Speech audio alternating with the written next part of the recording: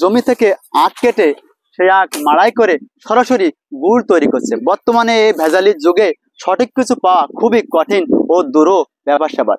আজকে আমি আপনাদের দেখাবো এই ক্ষেত থেকে কিভাবে আখ কেটে সম্পূর্ণ খাঁটি গুড় তৈরি করা হয়। আজকের ভিডিওতে আমি দেখানোর চেষ্টা করব। আশা করি আজকের ভিডিওটি আপনারা সম্পূর্ণ দেখবেন। এখন ক্ষেত থেকে এই আখগুলো মেশিনের ওখানে নিয়ে যাবে এই আখ মাড়াই করে রস বাহির করবে বলে।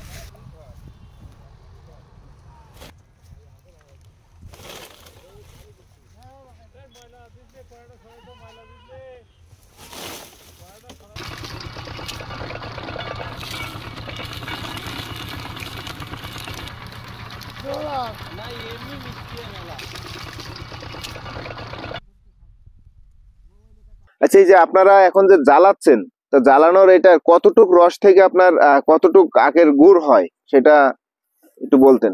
এখানে আমাদের দেখা যায় প্রায় 100 ভার মতন রস আছে তাওয়ালির ভেতরে। এর থেকে আমাদের গুড় বেরোবে 9 ভার থেকে 9.5 ভার।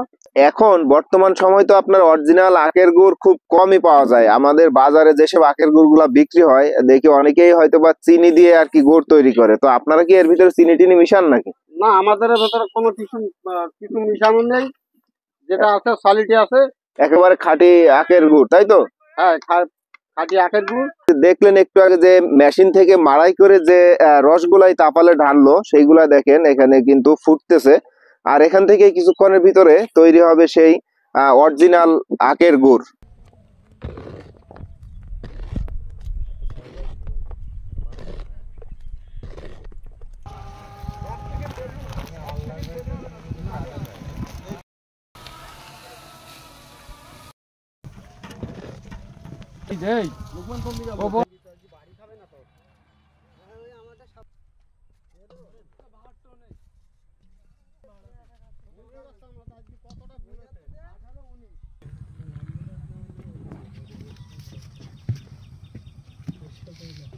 মতি ভাই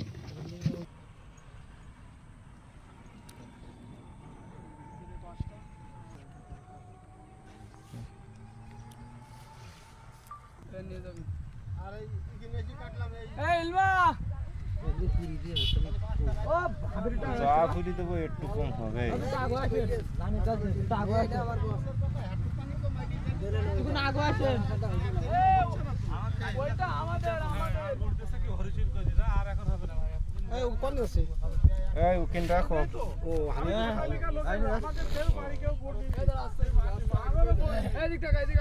আমাকে কাজ বলো, গুড়ির হিসেব চালিয়ে দিতে পারবো না বলো